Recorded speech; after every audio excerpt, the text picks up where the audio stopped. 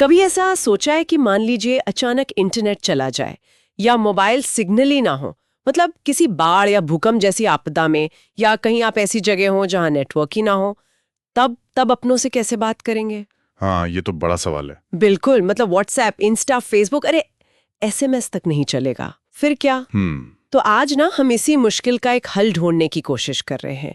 कुछ रिपोर्ट्स हैं जो एक ऐसी टेक्नोलॉजी की बात कर रही हैं जो बिना इंटरनेट, बिना मोबाइल नेटवर्क के काम करती है। उसे कहते हैं ब्लूटूथ मैसेजिंग। अच्छा। हाँ, और मजे की बात यह है कि ट्विटर वाले जैक डॉर्सी भी बिट चैट नाम से कुछ ऐसा ही ऐप ला रहे हैं शायद। ओह, इंटरेस्टिंग।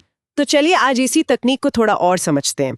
देखते हैं ये ब्लूटूथ मैसेजिंग आखिर है क्या भला, चलती कैसे, और क्या ये सच में मुश्किल वक्त में काम आ सकती है? बिल्कुल बिल्कुल। देखिए, ब्लूटूथ तो हम सब रोज ही इस्तेमाल करते हैं ना। हाँ। हेडफोन जोड़ने के लिए या फाइल भेजने के लिए। हाँ। वो तो है। तो जब दो डिवाइस ब्लूटूथ से कनेक्ट होते हैं, वो दरअसल रेडियो तरंगों का इस्तेमाल करके खास फ्रीक्वेंसी चुन लेते हैं, सिर्फ आपस में बात करने के लिए। अच्छा। और हाँ, ये कनेक्शन काफी सिक्योर भी माना जाता है, क्योंकि जो भी डेटा जाता है ना, वो इनक्रिप्टेड होता है और किसी बीच के सर्वर से होकर नहीं गुजरता। और एक और दिलचस्प बात यह है कि डिवाइस लगातार अपनी फ्रीक्वेंसी बदलते रहते हैं, मतलब 1 सेकंड में करीब 1600 बार।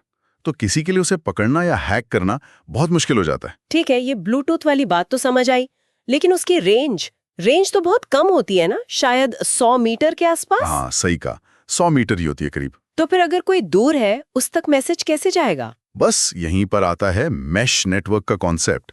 ये बड़ा कमाल का है। मैश नेटवर्क, ये क्या होता है? सोचिए, कई सारे फोन हैं और सब पर एक ही ब्लूटूथ मैसेजिंग ऐप इंस्टॉल्ड है। तो ये सारे फोन आपस में जुड़कर एक एक जाल जैसा बना लेते हैं। अच्छा, एक नेटवर्क। हाँ, एक तरह का जाल या नेटवर्क। अब आपका मैसेज आपके फोन से निकलता है, फिर वो पास वाले फोन पर कूदता है, फिर उससे अगले पर, और ऐसे ही कूदते कूदते अपनी मंजिल तक पहुंच जाता है। ओह, जैसे रिले रेस होती है। बिल्कुल सही, रिले रेस जैसा ही। और इसे ऐसे भी समझ सकते हैं कि जैसे आपने एक बंद लिफाफा भेजा, उस पर पाने वाले का पता लिखा है। अब रास्ते में जितने लोगों को वो लिफाफा मिला, उन्होंने बस उसे आगे बढ़ा दिया। खोला किसी ने नहीं, पढ़ा सिर्फ उसी ने जिसके लिए वो भेजा गया था। बीच वाले लोग बस संदेश पहुंचाने वाले बने। वाह, ये तो सुनने में बहुत ही जबरदस्त लग रहा है। लेकिन एक सवाल है, आज के जमाने में जहां 4G है, 5G आ रहा है, इसकी जरूरत क्यों पड़ेगी? मतलब ये MMS वाला टाइम तो गया ना? जरूरत है, और कई वजहों से है। पहली वजह तो है कनेक्टिविटी। देखिए, भारत में या दुनिया में आज भी ऐसी बहुत सी जगहें हैं, गांव हैं, पहाड़ी इलाके हैं, जहां नेटवर्क या तो है ही नहीं या बहुत ही खराब है। हाँ, ये बात तो सही है। तो वहां के लोग बिना किसी टावर के, बिना किसी सरकारी मदद के, सिर्फ इस ऐप से अपना खुद का कम्युनिकेशन नेटवर्क बना सकते हैं। और जितने ज्यादा लोग जुड़ेंगे, वो नेटवर्क उतना ही फैलेगा, उतना मजबूत होगा। ये एक तरह से कम्युनिकेशन लोगों के हाथ में देना है। ये तो बहुत पावरफुल आइडिया है, और शायद आपदाओं के समय भी काम आएगा। बिल्कुल, ये दूसरी बड़ी जरूरत है। सोचिए, कोई भूकंप आ गया या बाढ़ आ गई, अक्सर सबसे पहले क्या बंद होता है? मोबाइल नेटवर्क ही ना। हाँ, टावर बैठ जाते हैं। बस ऐसे में ये मैश नेटवर्क एक लाइफलाइन बन सकता है।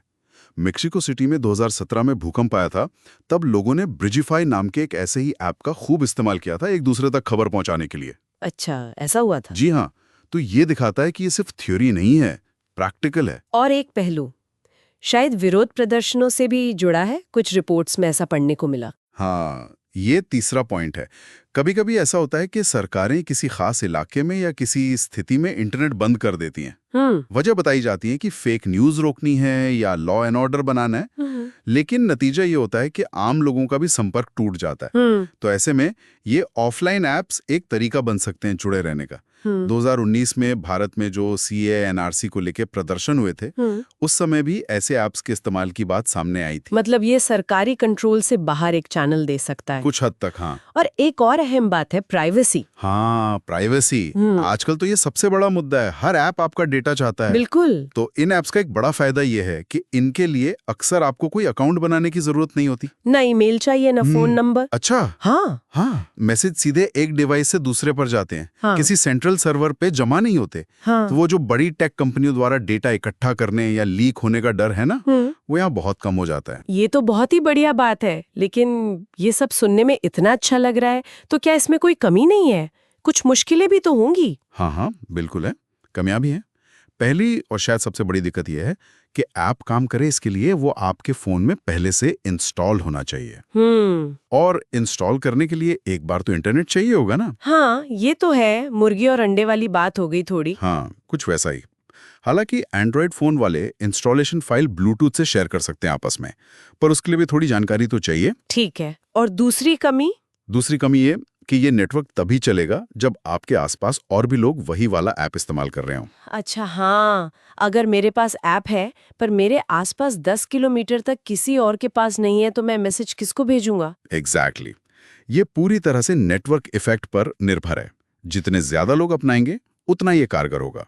अकेले चना भाड़ नहीं फोड़ सकता यहाँ। सही बात है। और तीसरी बात ये समझना जरूरी है कि ये मुख्य रूप से टेक्स्ट मैसेज भेजने के लिए बना है। छोटी मोटी बातें, जरूरी संदेश, आप सोचें कि इससे हाई क्वालिटी फोटो या वीडियो भेज देंगे तो वो मुश्किल है या शायद नामुमकिन। मतलब ये व्हाट्सएप या टेलीग्राम का रिप्लेसमेंट नहीं है? नहीं, बिल्कुल नहीं। ये खास जरूरत के लिए, खास परिस्थितियों के लिए बना एक टूल है। इसे आप एक इमरजेंसी किट का हिस्सा समझ सकते हैं। तो कुल मिलाकर देखें तो ये ब्लूटूथ मैसेजिंग और मैश नेटवर्क एक बहुत ही दिलचस्प संभावना है, खास तौर पर उन हालात के लिए जब हमारा नॉर्मल कम्युनिकेशन सिस्टम फेल हो जाए। मतलब टेक्नोलॉजी पुरानी है पर जरूरतें नई बन गई हैं। हाँ, बात तो यही है। लेकिन असली सवाल या सोचने वाली बात यह है कि क्या हम लोग, मतलब आम नागरिक, ऐसी किसी शायद कभी जरूरत पड़ जाए वाली स्थिति के लिए पहले से तैयारी करेंगे? क्या हम अपने फोन में ऐसे ऐप्स को जगह देंगे? इस टेक्नोलॉजी का पॉलिश, इसकी सफलता पूरी तरह से इसी बात पर टिकी है कि कितने लोग इसे अपनाते हैं। क्या ये कभी मुख्य धारा बन पाएगी या बस कुछ खास हालात के लिए एक नीश सॉल्यूशन बनकर रह जाएगी? ये देखना होगा।